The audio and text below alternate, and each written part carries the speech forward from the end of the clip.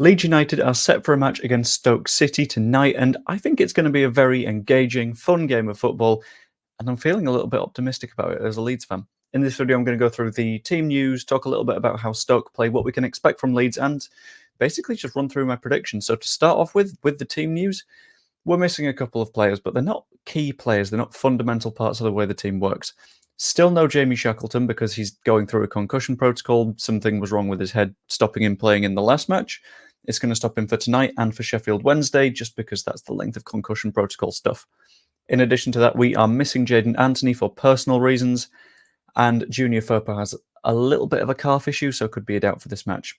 As normal, we're missing Pascal Struijk, we're missing Stuart Dallas, but Sam Byram is likely to be available. So, my predicted lineup for this match is I'm obviously starting with Ilya Meslier in net. He did pretty well in the most recent match against Huddersfield. The one goal that we did concede wasn't particularly his fault. That's just the way that it goes sometimes from set pieces. In front of him, I've slightly changed the back line a bit. Taken out Firpo because of his potential injury. We want to make sure that everyone's completely fine and 100%. So, gone with Sam Byram there. And I think Connor Roberts has added a lot when he's come on in recent matches. So, they will be the fullbacks, with the Rodon and Purdue pairing keeping their place in the centre of defence, just because it's really worked for us recently. Slightly changed the midfield as well. I've gone Ilya Grove and Archie Gray. We saw against Chelsea how good Archie Gray can be in midfield.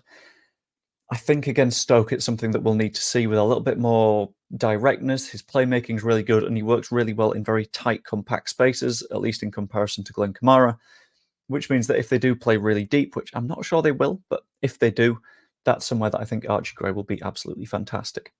Made a couple of changes on the attacking front as well. I've gone with Dan James over Crescencio Somerville, Jorginho Rutter, and Willie Nonto. The reason I've gone with Dan James over Crescencio Somerville is the fact that Somerville is becoming a little bit less direct, and I feel like he could do with maybe a little bit of a rest just to get that little bit of fitness back. We know he's been recovering from a knock.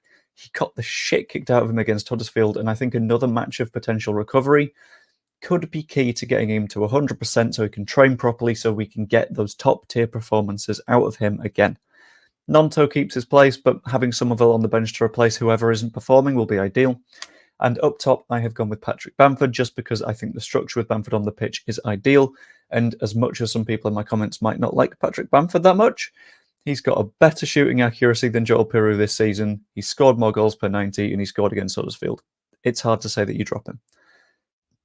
That was the Leeds side, but it's important to consider how Stoke will play. Now, looking through their stats, I've noticed that they are a fairly long ball team. They've got the second most long passes not completed, attempted. That was my bad. In the league so far this season, it might be the first most completed purely because their other contender is Rotherham, who have the lowest passing accuracy in the league. They do tend to have less than 50% of possession under Schumacher because it's what they do. If you're a squad in the relegation zone, odds are you don't have the quality to keep the ball that much, and tactically it makes more sense to play transitional stuff. However, this is a very weird stat that I noticed. A lot of teams will be a little bit more aggressive, hold the ball more, play more sort of proactively when they're at home because the fans are encouraging it. They hold more of the ball when they're away from home than they do when they are at home, which means that I think they like to take it to other teams, which is something that we will almost certainly see in this match that's coming up. And in addition to that, they like to focus on playing in crosses from wide areas. They're not a team that will stay central and try and build chances that way, like we saw under Jesse Marsh quite a lot last season. They will focus on the wider areas, whip a ball in, and hope that there's a head on the end of it. But this does mean that there are a lot of weaknesses that Leeds United will be able to focus on. First up, they do have relatively poor finishing. They're about 6 goals behind their expected goals for the season, which means that they are getting chances, they're just not putting them away. Whilst this is technically a little bit of a weakness for their strikers, it does show that there will be a lot more threat than we're expecting from their midfield, from their wingers. It's just making sure that they don't finish them off. And in addition to that, they concede more goals than they should as well. One very specific example of this is I had a quick look at their goalkeeping statistics because I thought they're conceding way more than they should be. How's that happened? Daniel Iverson has been playing recently for them, and he's been vastly underperforming. He's conceded 10 when his expected goals against are 7 and a bit, I think. So for every goal he should be conceding, he's conceding an extra third on top of that. it's showing that there is a lot of vulnerability there, and we will do really well if we test the goalkeeper, because he's not stood up to those tests for much of this season. In addition to that, they're a side that is not great under pressure. They've got 75% passing accuracy that puts them firmly towards the bottom of the league. We're up there at something like 87, so even when we're pressed, we're able to deal with it sufficiently. Particularly if we're pressing their backline, we can cause them a lot of problems. In addition to that, a real weakness, one of their players is called Gooch. You can't take someone whose surname is Gooch seriously, can you? Oh, he's going to score now, isn't he? Either way, Gooch, funny name. But what the Leeds United needs to do, I think one of the main things that we need to focus on is something that we do anyway. We press relatively high and we wing the ball aggressively. We are top of the Championship for attacking third turnovers. The amount of times we claim possession in Stoke's third, or our opponent's third, is higher than any other side in the Championship, and that leads to chance on chance on chance, especially when we have the quicker players on the pitch like a Dan James.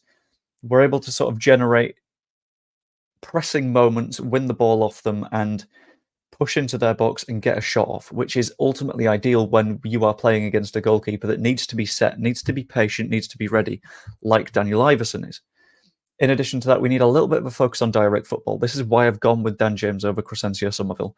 Stoke are a side that are quite good at getting defensively structured, which means that when Somerville is doing his thing, he might have to try and take on two men rather than just the one, and that very rarely ends with a shot. Having someone like a Dan James, or it would be ideal to have like a Jaden Anthony for this, but he's unavailable, just means that you're able to get to the byline, fire the ball in. Brilliant. Same sort of thing for Connor Roberts. He is one of those direct attacking players, and it's really good to see them. And in addition to that, I think we need to put the game to bed as soon as possible. We have a really tight schedule of matches coming up, which means that if this is 1-0 going into the 90th minute, we are still going to have to be giving 100%. Whereas if we finish our chances as soon as possible, clear the game up, we can just sort of sit, hold the ball, use as little energy as we need to, and make sure that we're fit and healthy for the next game. We don't want to make things any more difficult for ourselves than they have to be. So my predictions for this match, I am feeling a little bit confident. I think Leeds United will get plenty of chances because Stoke City aren't the worst defensive side in the league, but they do have some weaknesses that we'll be able to exploit. They're not very good at protecting the ball, especially in their own third and the middle third, so I think we will use the hell out of that. I do feel like we will get frustrated with our players a lot, like we did with Somerville and Kamara with that early chance against Huddersfield. That's natural, though, because we're Leeds fans and we are always feeling the pressure. I do think this ends in a Leeds United win, though. I'm going super confident. I'm going to say it'll be something like a 4-0. We will be looking for revenge, out for blood after what happened against Huddersfield, and I think we'll get it. But I want to know what you think. Let me know in the comments down below. Like and subscribe to the video if you've enjoyed. That is always massively appreciated, and I will see you later. I thought I'd update the people who stick around for the final comments as well. Yesterday at 7-a-side, I got compared to Patrick Bamford by a Manchester United supporter in that I have a deft touch sometimes, but I can't finish for shit. Still scored a goal though. See you later.